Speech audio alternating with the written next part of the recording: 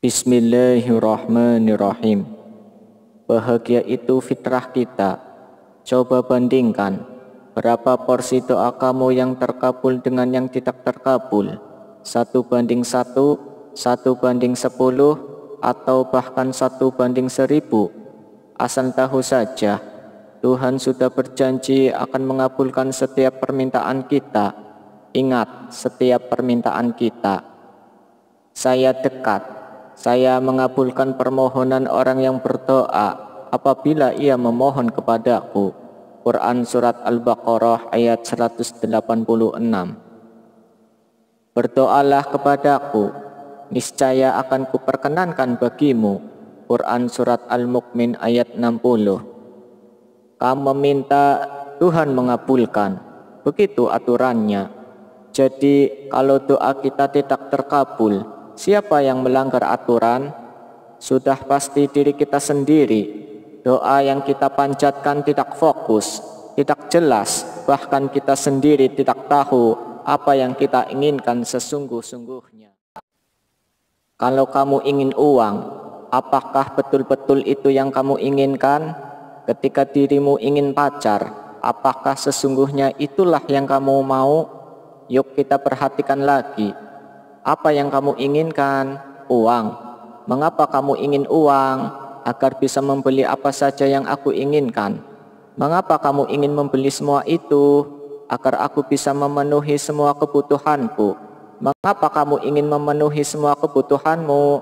Karena aku akan bahagia kalau semua kebutuhanku terpenuhi. Apa yang sedang kamu inginkan? Seorang pacar. Mengapa kamu ingin pacar? Agar ada teman ngobrol dan curhat. Mengapa kamu butuh teman ngobrol dan curhat? Karena aku akan bahagia kalau setiap saat ada yang memberiku dukungan, memberiku masukan, memberiku kasih sayang, memberiku bla bla bla dan lain sebagainya. Ya, kebahagiaanlah yang sebenarnya kita cari.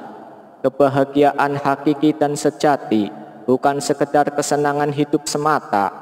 Pada hakikatnya, sejatinya manusia adalah makhluk berbahagia sejak dilahirkan.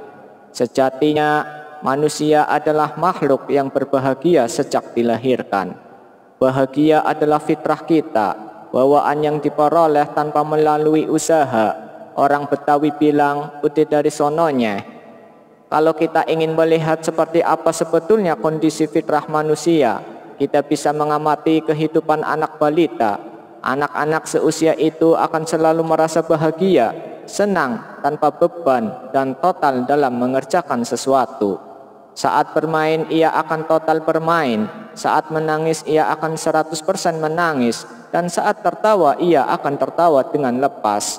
Ia, anak-anak, selalu berada di present moment, selalu terfokus pada apa yang sedang dialaminya saat ini. Begitulah seharusnya kita. Sayang, lingkungan dan zaman telah merenggut semua itu, dan kita pun jauh melenceng dari fitrah. Bahagia sejati kita menjadi tersamar atau tertutup oleh bahagia semu, seperti kelimangan harta, kenikmatan narkoba, seks bebas, dan kesenangan-kesenangan duniawi yang lain. Bahagia sejati adalah bahagia yang dicapai tanpa syarat. Sebaliknya, bahagia semu adalah bahagia yang bersyarat. Aku bahagia karena kamu jadi pacarku. Kalau tidak jadi pacarku, berarti aku tidak bahagia. Aku bahagia karena papa dan mama orang kaya. Kalau papa mama tidak kaya, berarti aku tidak bahagia. Aku bahagia karena lulus sekolah dengan nilai memuaskan. Kalau nilainya biasa saja, berarti aku tidak bahagia. Harusnya begini, kamu jadi pacarku atau tidak, aku tetap bahagia. Mau kaya atau tidak papa mama, aku tetap bahagia.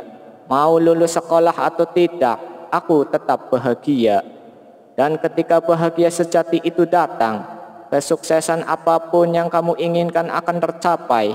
Ingin pintar, lulus sekolah dengan nilai memuaskan, masuk di perguruan tinggi idaman, jadi seorang ahli hukum, jadi artis, atau ingin budaya tawuran hilang dari muka bumi ini, dan sebagainya. Bisa.